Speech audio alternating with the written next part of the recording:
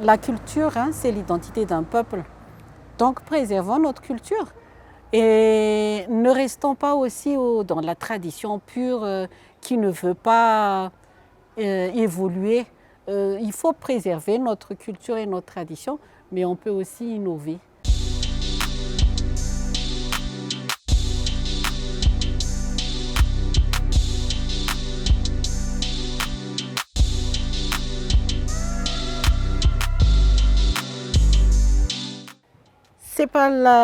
C'est pas l'art ou la culture qui m'a influencée. C'est plutôt l'absence des traces écrites sur cette culture culinaire malgache qui m'a animée. Mais surtout, avant tout ça, c'est un rêve qu'il fallait que je réalise. Le rêve, c'était d'avoir mon propre restaurant qui valorise l'art culinaire malgache. Dans le mot malgache, ce n'est pas limité à ce qu'on connaît des mernes ou des hauts plateaux. Et l'absence en fait de ces traces ou de cette histoire écrite qui m'a incité à aller faire les recherches dans toutes les régions de Madagascar, les recettes authentiques qui sont détenues par les femmes, les grands-mères dans ces régions-là. Le projet, c'était d'abord la Kusimte Tfart. C'est la Kusimte Tfart qui va chercher donc toutes ces recettes-là dans toutes les régions pour vraiment récolter cette richesse qui n'a jamais été écrite nulle part. C'est malheureux que nous, on n'a pas de traces écrites de notre histoire et culture culinaire.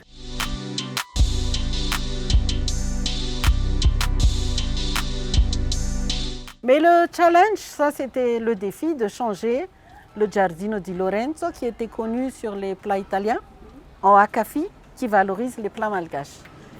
Et croyez-moi que pendant 1 année et demie, voire 2 ans, ça c'était juste après le Covid, mon restaurant a été vidé par les locaux parce que les malgaches disaient ouais, on ne va pas manger malgache dans un restaurant quoi. Et pourtant les plats malgaches que je valorise ici, moi-même je ne les connaissais pas avant d'avoir appris auprès des détentrices. J'ai beaucoup de diaspora et beaucoup de gens de l'extérieur qui sont la majorité de mes clients malheureusement. Ouais, mais c'est comme ça. Je comprends qu'on ne veut pas manger malgache en étant malgache. Ouais. Mais pourtant, les Français, ils vont dans les restaurants français pour manger les plats de chez eux. Je vais vous dire une chose, et qui est un constat. Le plat de varang, tuyau de varang,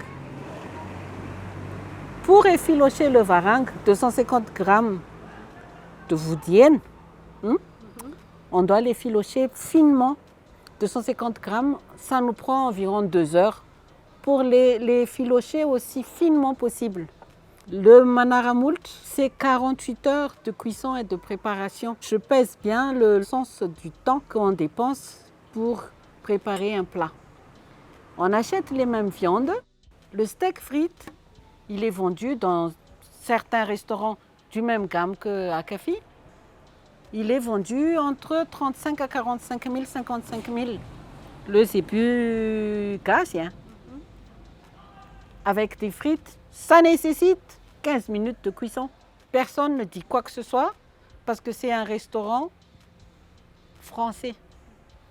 45 000 arrière. Et le manaramulch qui a nécessité 48 heures de cuisson, de préparation et de travail, on le vend ici 35 000. L'AFP. Pourquoi on ne veut pas valoriser le travail? Parce que c'est un restaurant, parce que c'est un plat malgache. Donc c'est ça qui est un peu malheureux. Et c'est nous-mêmes, parce que j'ai jamais entendu un étranger dire que c'était cher. Même dans l'artisanat, les gens, ils osent discuter. Quand ils vont acheter les tas de bread, toujours il faut qu'on discute. Quand les gens viennent ici, des fois, ils se permettent de dire que c'est cher. Ils demandent même une remise. Est-ce qu'ils vont faire ça dans les autres restaurants? Je ne crois pas du tout. Vous savez qu'il y a quelqu'un qui a osé venir ici. Ça, c'est toujours la considération des Malgaches. Il y avait une famille une fois, malgache, qui habite en Suisse. Donc, je viens toujours à table présenter les plats et tout et tout. Et le monsieur, il s'est permis cette question. Il m'a dit, vous êtes qui ici? Bon, c'est pas grave, hein, c'est juste un peu, disons, un peu mal formulé la question. Et moi, j'ai dit, ben, je suis la cuisinière, je suis la chef et je suis aussi propriétaire. Mais comment vous avez eu ça, hein? Mais comment vous avez pu avoir un restaurant comme ça? C'est comme si c'est pas mérité ou c'est, je sais pas, il faut que je fasse quoi pour être propriétaire et de mon propre restaurant. Vous voyez comment nous, Malgaches, on se considère.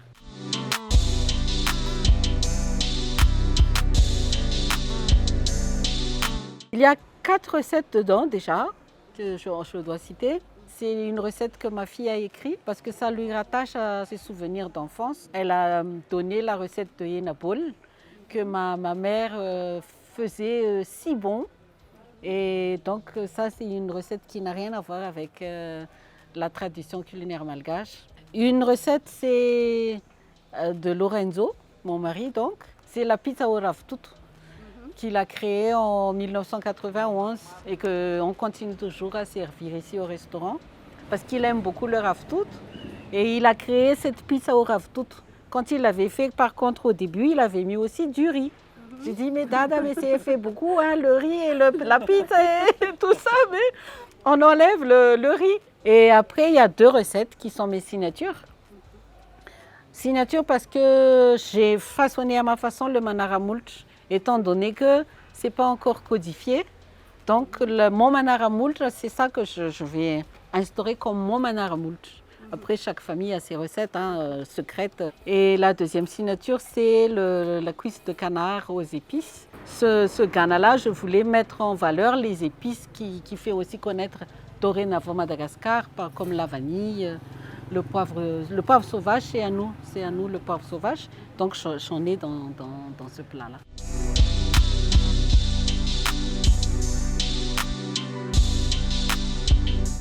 Une joie et une fierté immense. Le 12 février, je reçois un appel de monsieur Édouard Cointreau. Il dit, Madame, votre livre, il est magnifique. On a vu un peu les extraits. Et il dit, est-ce que vous voulez l'envoyer? Et franchement, il a dit, envoyez-moi la version numérique.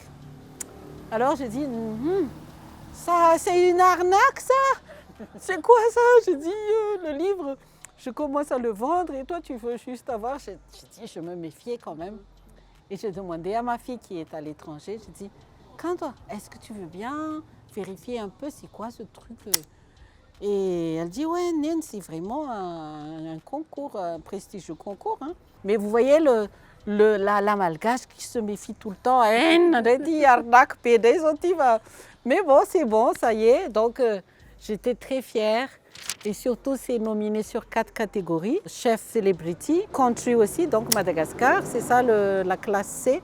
C'est le pays, c'est Madagascar qui est aussi nominé donc à travers ce livre. C'est pas seulement moi, c'est notre pays qui est porté grâce à ce livre aussi. Le patrimoine, voilà, parce que c'est le patrimoine culinaire malgache qui est contenu dans ce livre. Et le A, c'est auteur. Ce gourmand Cookbook Awards, ils l'ont défini comme l'Oscar du film. Donc il y a un jury qui est composé, qui va désigner quel est le meilleur livre, comme lequel est le meilleur des films. Mais c'est déjà très bien pour nous Malgaches que nous sommes nominés dans ce prestigieux concours. C'est une reconnaissance pour nous tous, pour notre gastronomie. Ce n'est pas la gastronomie de Insu, hein.